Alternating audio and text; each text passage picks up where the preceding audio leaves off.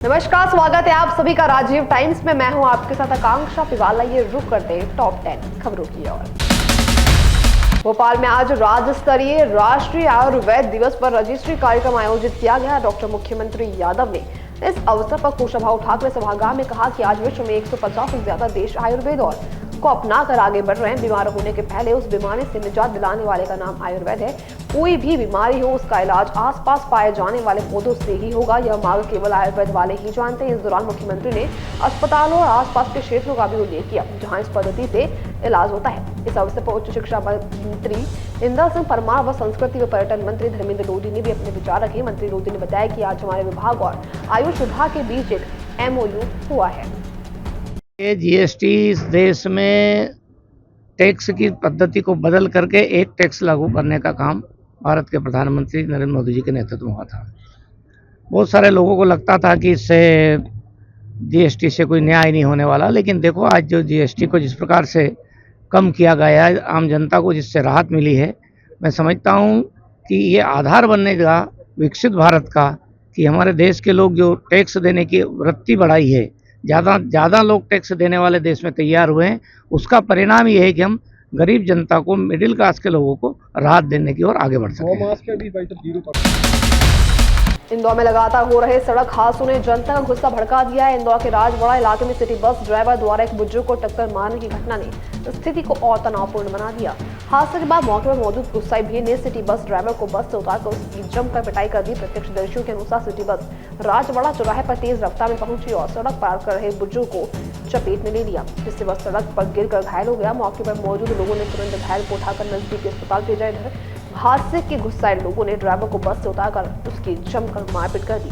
सूचना मिलती है MG रोड थाना पुलिस मौके पर पहुंची और हालात को काबू किया। फिलहाल ड्राइवर पुलिस की हिरासत में है।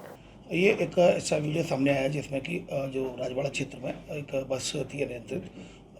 बस जैसा कि बताया गया था, लोगों की तरफ बताया जा रहा है कि बस काफ़ी तेज़ थी, तो वहाँ उसके साथ मारपीट हुई है, ऐसा जो वीडियो में बताया जा रहा है। लेकिन अभी तक कोई फरियादी थाने पर नहीं पहुंचा है। फरियादी अगर थाने पहुंचता है तो वैधानिक कार्रवाई की जाएगी। साथ में ही CCTV फुटेज भी देखे जा रहे हैं। इसमें CCTV फुटेज के आधार पर भी उसको आइडेंटिफाइड किया जाएगा। निश्चित रूप से जैसा कि कल भी एक press note Indore police commissionerate की ओर से जारी किया गया था, जिसमें कुल 10 वाहन जो थे और कुल ऐसे थे जो प्रतिबंधित क्षेत्रों में खड़े थे। कुल मिलाकर लगभग 29 वाहनों पर कार्रवाई की गई थी। और प्रशासन का जो प्रशासन के द्वारा जो गाइडलाइन तय की गई है, जिन क्षेत्रों को प्रतिबंधित घोषित किया गया है, मैं आप सभी से अनुरोध करता हूं इलेक्ट्रॉनिक चैनल के माध्यम से कि पुलिस जो प्रशासन के द्वारा जो व्यवस्था बनाई जा रही है ट्रैफिक को, उसको व्यवस्था को सुचारू रूप से चलाए जाने में सहयोग करें और जो प्रतिबंधित क्षेत्र घोषित किए गए हैं उनके नियमों का पालन करें। आपराधिक तत्वों पर नकेल कसने क्राइम ब्रांच इंदौर पुलिस ने आरोपी बबलू पर विनोद बैरागी को गिरफ्तार किया है। आरोपी लाबरिया भीरू इंदौर का रहने वाला है, जो महादेव मंदिर के सामने MOG लाइन पर खड़ा था। अवैध मादक पदार्थ के विरुद्ध अभियान के तहत की गई कार्रवाई में आरोपी के कब्जे से लगभग 12.27 ग्राम अवैध मादक पदार्थ ब्राउन शुगर जब्त किया गया है, जिसकी कीमत तकरीबन 1,25,000 रुपए आंकी गई है। आरोपी के कब्जे से एक नीले रंग की होंडा एक्टिवा भी जब्त की गई है। आरोपी बबलू नशा बेचने एवं उपयोग करने का आदी है, जिससे पूर्व में भी लगभग 18 से अधिक अपराध दर्ज है।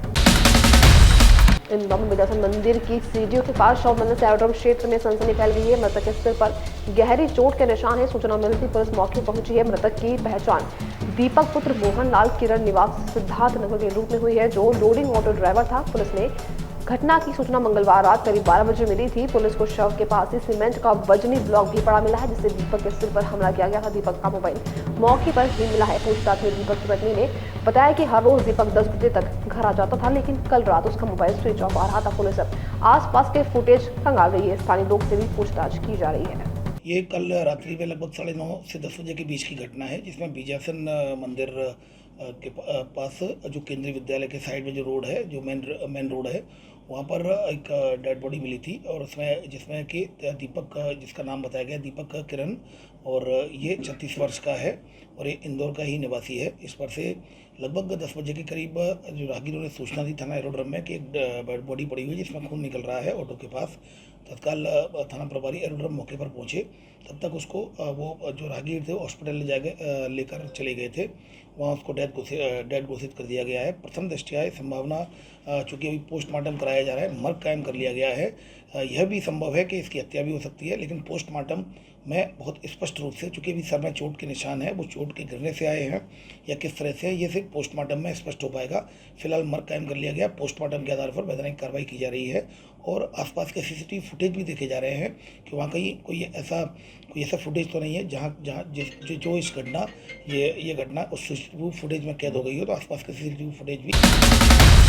शहर भर में नवदुर्गा की धूम मची हुई है। पहले दिन शैलपुत्री, दूसरे दिन ब्रह्मचारिणी और आज तीसरे दिन चंद्रघंटा स्वरूप में मां जगदम्बा का पूजन हो रहा है। वैसे तो शहर भर में मां दुर्गा के बहुत से मंदिर पर इंदौर मां का हरसिद्धि मंदिर शहर का सबसे पुरातन मंदिर माना जाता है। यहाँ रोजाना श्रद्धालुओं का तांता लगा रहता है, लेकिन नवरात्रि पर्व पर विभिन्न धार्मिक आयोजनों के साथ भक्तों की संख्या कई गुना बढ़ जाती है। मां के भक्त देश विदेश से दर्शन करने आते हैं। मंदिर का निर्माण देवी अहिल्याबाई होलकर ने 21 मार्च 1766 को करवाया था। यहाँ उनके पुत्र श्रीमंत माल्यराव जी का शासन था। मंदिर में स्थापित देवी की दिव्य मूर्ति पूर्वाभिमुखी महिषासुर मर्दानी रूप में है।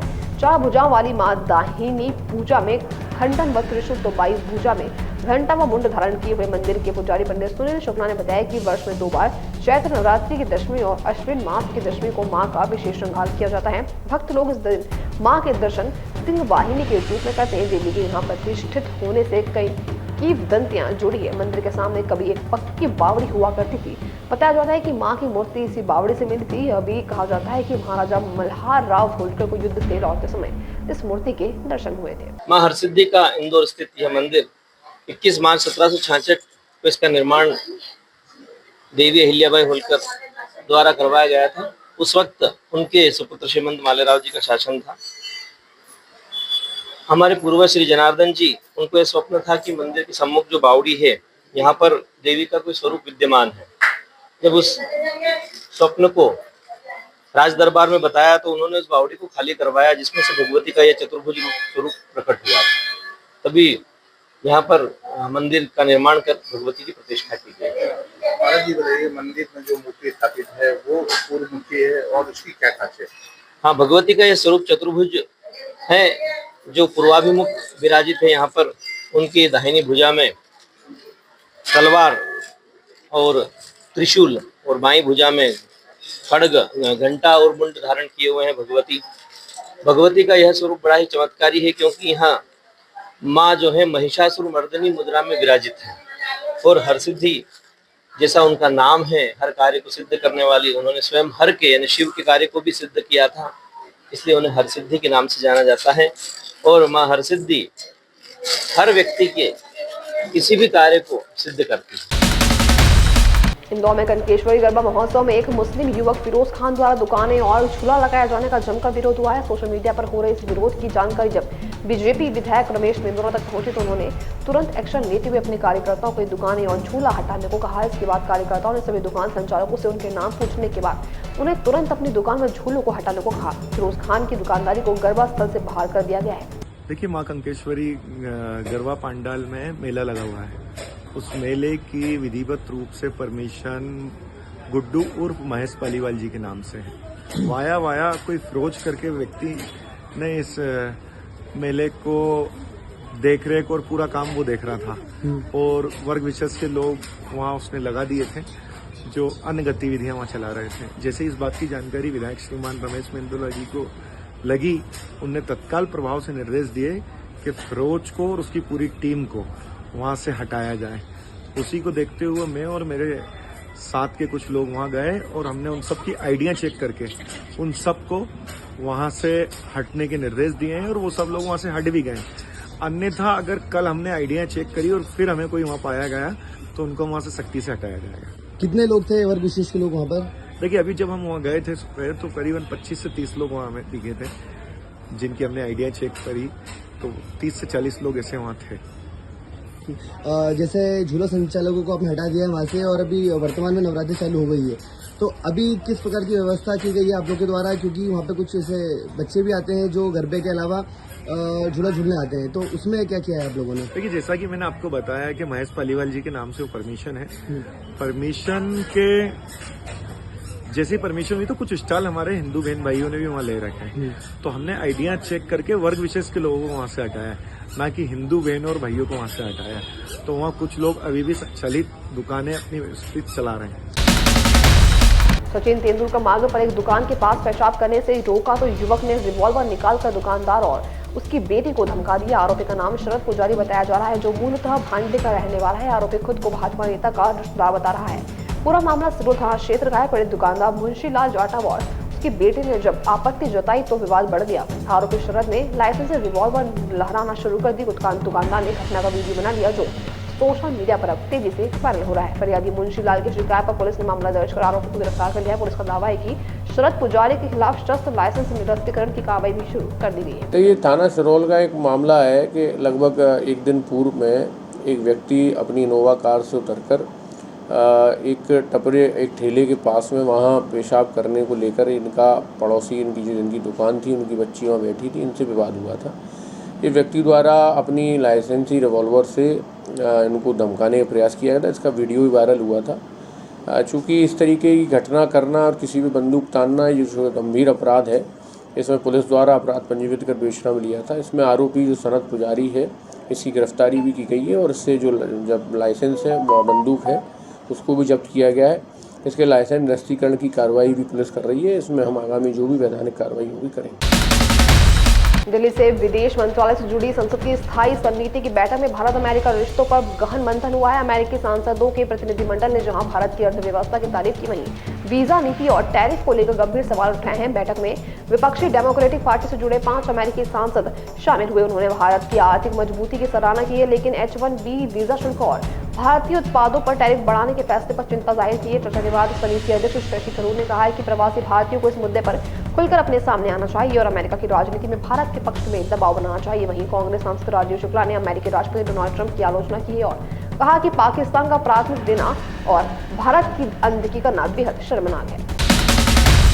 वांगचुक और उनके समर्थक छात्रों ने सरकार से 4 प्रमुख मांगे रखी है, जिन्हें पूरा नहीं किए जाने के विरोध में प्रदर्शनकारियों ने इलाके में बंद लागू कर दिया है। इसके साथ ही लोगों ने रैली निकालकर वांगचुक का समर्थन किया है। हालांकि गृह मंत्रालय लद्दाख के लोगों ने बातचीत जारी रखे हुए हैं। अगली बैठक 6 अक्टूबर को नई दिल्ली में होने वाली है। सोनम वांगचुक के आंदोलन की पृष्ठभूमि 2019 की उस घटना से जुड़ी है, जिसने अनुच्छेद 370 और 35 से हटाए गए और जम्मू कश्मीर तथा लद्दाख को अलग अलग केंद्र शासित प्रदेश घोषित किया था। सरकार ने उस समय वादा किया था कि हालात सामान्य होने पर पूर्ण राज्य का दर्जा बहाल किया जाएगा, लेकिन इस निर्णय के बाद लेह और कारगिल के लोग राजनीतिक तौर पर खुद को बेदखल महसूस करने लगे। दिल्ली पुलिस ने Shri Sharda institute of Indian management में पढ़ रही EWS छात्राओं के साथ कथित यौन उत्पीड़न और मानसिक दबाव के आरोप पर जांच शुरू कर दी है। आरोपी स्वामी चैतन्यानंद सरस्वती छात्राओं को धमकाता और अश्लील संदेश भेजता था। 32 छात्राओं के बयान दर्ज हुए हैं। आरोपी फरार हो गया है। पुलिस को फर्जी डिप्लोमेटिक नंबर प्लेट वाली वॉल्वो कार भी मिली है, जिसे जब्त किया गया है। और फिलहाल के लिए टॉप 10 खबरों में इतना ही। देश दुनिया की हर अपडेट सबसे पहले पाने के लिए बने रहिए राजनीति टाइम्स के साथ।